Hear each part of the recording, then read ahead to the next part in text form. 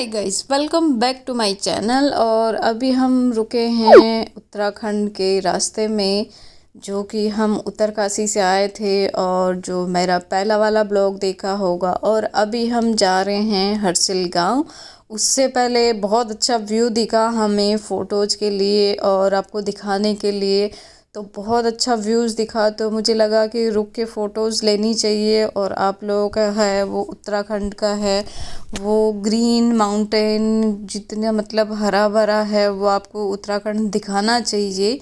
तो यहाँ पे हम बीच में रास्ते में रुके हैं फ़ोटोज़ लेने के लिए। काफ़ी अच्छा व्यूज़ था और काफ़ी अच्छा मतलब भी माउंटेन हो रखा था पूरा ग्रीन। ये देखिए यहाँ से कितना अच्छा व्यू आएगा अगर अपन फ़ोटोज़ लेंगे तो वैसे ही आपको पता है कि मतलब ग्रीन वादियों में न जाओ और आप फ़ोटोज़ ना लो तो ऐसा हो सकता है। ये देखिए यहाँ से इतना अच्छा व्यू आ रहा था। यहाँ से बीच में खड़े होके अगर हमने फ़ोटोज़ ली थी वो मैं दिखाऊंगी आपको। तो यहाँ का जो व्यू था पीछे का ये बहुत अच्छा आया था दोस्तों। अगर आप उत्तराखंड जाते हो तो ये बिल्कुल मिस मत कीजिएगा कि जहाँ पे अच्छे अच्छे से व्यू जाए वहाँ पे बिल्कुल फ़ोटोज़ लीजिएगा।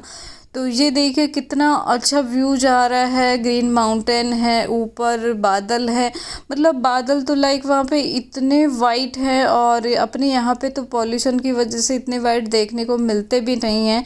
वहाँ पे एकदम वाइट बादल है और इतना अच्छा मौसम है ना वहाँ का गाइज, मैं क्या बताऊँ आपको। तो वहाँ का मौसम बहुत शानदार है, बहुत अच्छा है और बिल्कुल पॉल्यूशन नहीं है उत्तराखंड के अंदर। और काफ़ी ग्रीनरी है, बहुत पानी भी है और चार धाम वाले स्थान है तो ऑब्वियसली बहुत अच्छा है। तो ये देखिए मतलब एकदम रोड के किनारे से गाड़ी निकलती है तो थोड़ा स्कैरी लगता है।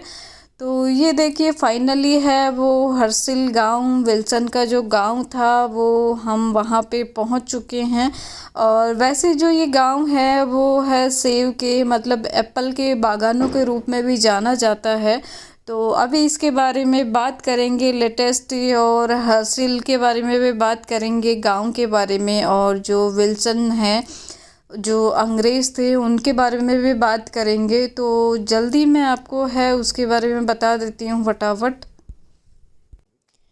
ये जो गांव है ये है भागीरथी नदी के किनारे स्थित है और यहाँ पर जो हिंदू घाटी तीर्थ स्थान है गंगोत्री जाते हैं तो ये बिल्कुल उसके रास्ते में पड़ता है। और यहाँ पर है जो हर साल कई लोग घूमने आते हैं तो वो आकर्षण का केंद्र यहाँ पे वो है सपनों की एक उदात घाटी है। यह भारतीय राज्य उत्तराखंड के उत्तरकाशी जिले में 7,860 फीट की ऊंचाई पर स्थित है। यह शहर उत्तरकाशी जिला मुख्यालय से 73 किमी की दूरी पर स्थित है।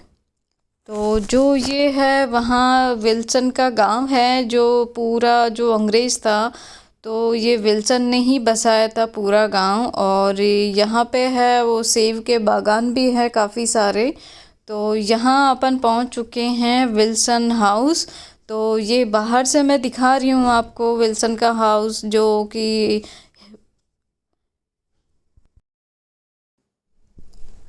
तो ये जो है फ्रेडरिक विल्सन का हाउस है जो कि बाहर से दिख रहा है। अंदर जाने की तो है वो अनुमति नहीं थी, इसलिए मैं बाहर से दिखा रही हूँ। और ये जो है फ्रेडरिक विल्सन जो 1857 की जो क्रांति के बाद ब्रिटिश आर्मी छोड़कर भागीरथी घाटी में आया और यहीं पर होकर रह गया। मतलब यहाँ पे आया था विल्सन और उसके बाद में हर्सिल गांव इतना पसंद आया कि उन्होंने इस गांव को अपना निवास स्थान बना लिया और यहाँ पे बस गए वो पूरी तरह से। और उसके बाद में है वो यहीं होकर रह गया। विल्सन ने एक सुदूर पहाड़ी क्षेत्र के लोगों को सेब की बागवानी सिखाई, जिसकी वजह से हर्सिल आज अपने सेबों के लिए प्रसिद्ध है। तो वो जो सेब वाला है वो भी मैं दिखाऊंगी आपको। ये उसके सामने एक और था हर्षिल का। तो यहाँ पे भी सेब की थोड़ी बहुत है वो बागवानी है, और उसके बाद में आगे चलेंगे तो वहाँ पे भी देखने को मिलेगी। तो जो यहाँ के स्थानीय लोग थे तो उनको सेब की बागवानी सिखाई, जिसकी वजह से हर्षिल आज अपने सेबों के लिए प्रसिद्ध है। इसके अलावा भी बहुत कुछ है जो हर्षिल में, देवदार के आसमान छूते पेड़, बर्फ़ से ढके पहाड़, कल कल बहती भागीरथी नदी और उस पर बने पुल मन मोह लेते हैं। मैत्री और कैलाश शिखर के अलावा हर्षिल के दाईं ओर श्रीखंड पर्वत गर्व से सीना ताने खड़ा है, जिसके पीछे केदारनाथ स्थित है। तो यहाँ देखिए ये सेब की बागवानी है, ये यहाँ पे भी बहुत है। और जो मेन है जो हर्षिल की बागवानी वाला जो गार्डन है, तो वो मैं पूरा दिखाऊंगी आपको। तो इसके बाद में जो है वो हर्षिल से होकर तिब्बत और भारत के बीच का एक रास्ता भी गुजरता है, जो व्यापार के लिए कभी इस्तेमाल किया जाता रहा होगा। यहाँ के ये लोग सेब की बागवानी करते हैं, ये देखिए काफ़ी संख्या में। और यहाँ पे जो है सेब की जो बागान है आपको जगह जगह देखने को मिलेगा। तो जो हर्षिल में है वो देवदार के जो पेड़ है वो आसमान छूते हैं, और बर्फ़ से ढके पहाड़, कल कल बहती भागीरथी नदी और उस पर बने पुल मन को मोह लेते हैं। ये तो उत्तराखंड की खास बात है कि वहाँ के जो पहाड़ है और काफ़ी ग्रीन ब्यूटी है वो मन को मोह लेती है। और ये देखिए सेब की बागवानी है, तो वहाँ के जो लोग हैं वो सेब की बागवानी से ही है वो अपना जीवन यापन करते हैं। और जो सेब की बागवानी है, जैसे सेब की बागवानी है वो आय का साधन है वहाँ के लोगों के लिए। जो हर्षिल गांव सेब की बागवानी के लिए प्रसिद्ध है, तो जो विल्सन है तो उन्होंने ही है वो यहाँ के लोगों को है सेब की बागवानी है वो सिखाई है। और उसी के कारण है कि ये हर्षिल गांव सेब के बागानों के रूप में जाना जाता है। और जो यहाँ के मैत्री कैलाश शिखर के अलावा हर्षिल के दाईं ओर श्रीखंड पर्वत से सीना ताने खड़ा है ये हर्षिल, और जिसके पीछे है केदारनाथ स्थित है। और हर्षिल तिब्बत और भारत के बीच का एक रास्ता भी गुजरता है, जो व्यापार के लिए कभी इस्तेमाल किया जाता रहा होगा। यहाँ के लोग सेब की बागवानी करते हैं और पर्यटन भी उनका आय का एक जरिया है। सर्दियों में यहाँ के लोग नीचे उत्तरकाशी और दूसरे स्थानों पर चले जाते हैं, और अप्रैल और मई में शुरू होते ही आ जाते हैं। हर्षिल तिब्बत सीमा से लगा है और यहाँ भोटिया लोगों की भी खासी संख्या है। तो यहाँ पे सेब की बागवानी होती है। और जैसे यहाँ पे जो सर्दी का टाइम आता है, तो सर्दी के टाइम में है जो यहाँ के लोग नीचे चले जाते हैं, और उसके बाद में जैसे अप्रैल मई से गर्मियाँ स्टार्ट होती है तो वापस ऊपर आ जाते हैं, और यही है वो सेब की बागवानी का व्यवसाय करते हैं और उसी से अपना जीवन यापन करते हैं। और यहाँ पे देखिए ये काफ़ी सारे फ्लावर के मतलब अलग अलग वैरायटी थी, मतलब हर तरह की थी फ्लावर। और यहाँ पे विल्सन का जो हाउस है उसके आसपास ही है ये, यहाँ पे है ये फूलों की भी बागवानी थी। यहाँ पे जैसे अपने यहाँ पे हजारी के फूल होते हैं तो गोल आता है यहाँ पे जो फूल होता है, और वहाँ पे डिफरेंट थे और ये काफ़ी अच्छे अच्छे हैं वो फ्लावर लगे हुए थे। और फ्लावर देख के तो मैं मतलब वैसे बहुत ज़्यादा अट्रैक्ट होती हूँ, क्योंकि मुझे मतलब देख सकते हो आप ये है वो रोज है रेड वाला, और यहाँ पे अलग अलग किस्म के है वो फ्लावर थे। और काफ़ी मतलब अपने यहाँ पे जो हजारे के होते हैं वैसा नहीं था, पौधा तो हजारे का ही था बट वहाँ पे खुला वाला जो था फ्लावर था, और यहाँ पे अपने बंद होता है। तो अभी उसके बाद में अपन सेब की बागवानी देखेंगे। तो ये हम सेब का जो मेन बागवानी है वहाँ के लिए हम बाहर आ चुके हैं, और यहाँ पे जो है वो भागीरथी नदी बहती है, और इसकी जो आवाज़ है वो ऐसे कल कल कल कल ऐसे इतनी तेज़ आवाज़ आती है उत्तराखंड में कि बस पूछो मत। और जो कहते हैं कि विल्सन जब हर्सिल पहुंचे थे तो उनके पास कुछ नहीं था, लेकिन कुछ ही दिनों में वह लकड़ी के एक पशुहर व्यापारी बन गए। उनके जुड़े किस्से हर्सिल से लेकर पड़ोसी गांव मुखब्बा तक सुने सुनाए जाते हैं। विल्सन ने भागीरथी घाटी के लोगों को न केवल सेब की बागवानी सिखाई, बल्कि आलू और बीन्स पहाड़ों में लेकर आने का श्रेय भी पहाड़ी विल्सन को ही जाता है। यहाँ तक कि उन्होंने लोगों के लिए कई पुल भी बनवाए हैं। इसके अलावा पड़ोसी गांव मुखब्बा में उन्होंने एक मंदिर भी बनवाया जो कि आज मौजूद है। यहाँ तक कि वहाँ के लोग आज भी बड़े अदब जाड़ गंगा नदी पर बनाया गया 350 फीट का झूला पुल इनमें सबसे खास था। कहते हैं कि पुल बन जाने के बाद भी लोग उससे होकर नहीं गुजरते थे। इस पर विल्सन ने अपने अरबी घोड़े को लेकर पुल पार किया था तथा लोगों को भरोसा हो जाए कि पुल मजबूत है। स्थानीय लोगों का मानना है कि चांदनी रात में विल्सन आज भी अपने घोड़े पर इसी पुल से होकर गुजरते हैं। तो ये है वो विल्सन को लेकर वहाँ के लोगों की मान्यता है।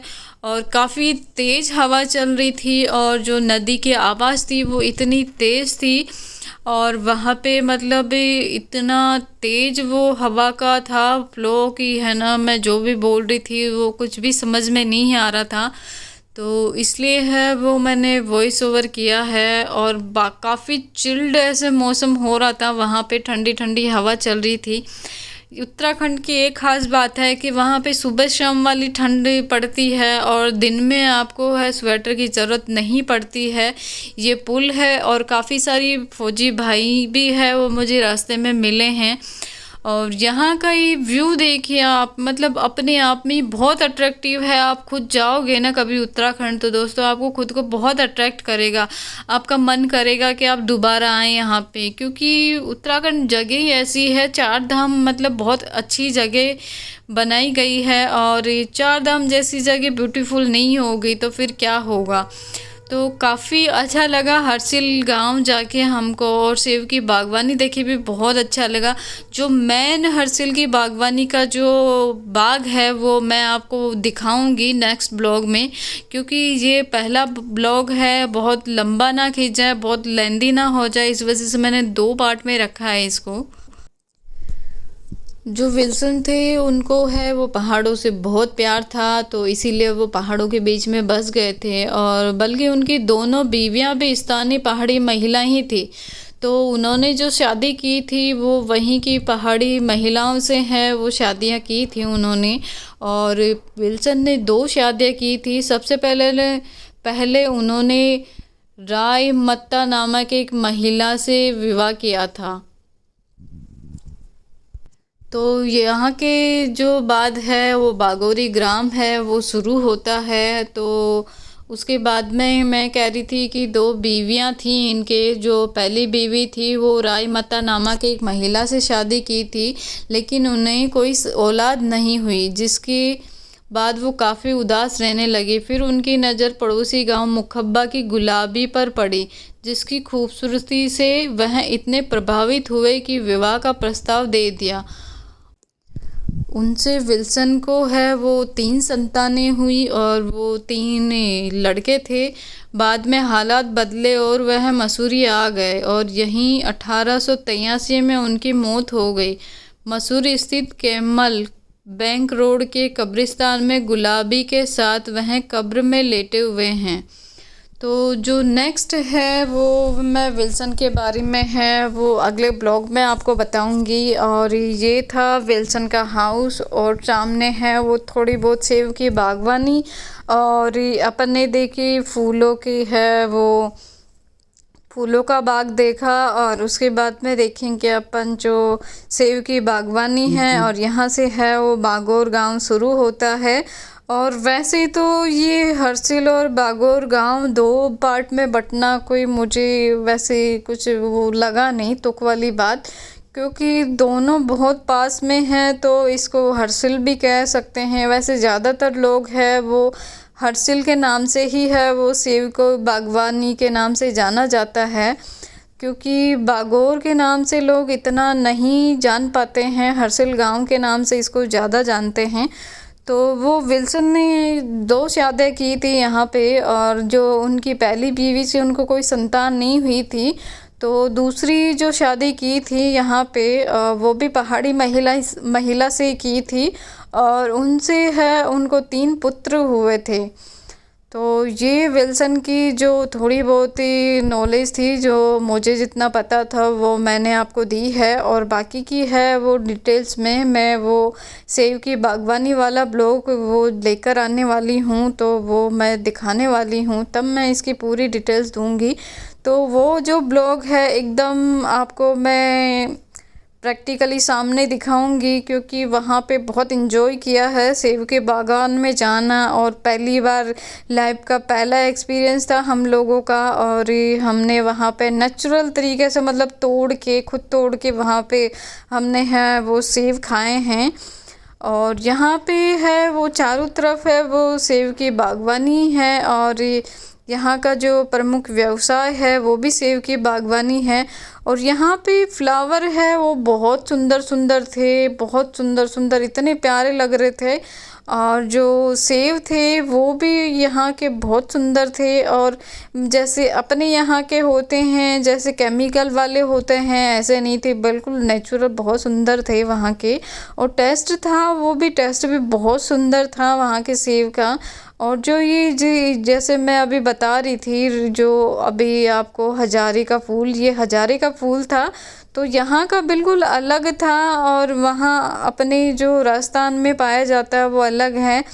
और ये सूरजमुखी का था, बहुत बड़े बड़े थे, और काफ़ी तरह के फूल थे, और काफ़ी सुंदर सुंदर थे, और हर तरह के हर कलर के फ्लावर है वहाँ देखने को मिले हैं मुझे। और बहुत सुंदर बागवानी थी वहाँ पे फूलों की भी। और विल्सन ने वाकई में है जो हर्सिल का है वो काया पलट कर दी थी, और काफ़ी खूबसूरत बना दिया इस गांव को।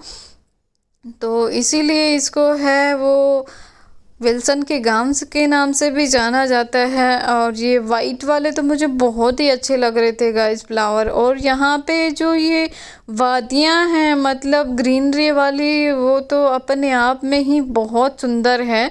उत्तराखंड है ही ग्रीन ब्यूटी, और उत्तराखंड में मतलब ऐसी कोई जगह नहीं है कि आपको है वो अपनी ओर अट्रैक्ट ना करे। अब ये सूरजमुखी का ही फ्लावर देख ले कितना चौड़ा है, और ये वाला पिंक वाला देखिए कितना, मतलब हर तरह के हर क्वालिटी के है वो फ्लावर थे वहाँ पे।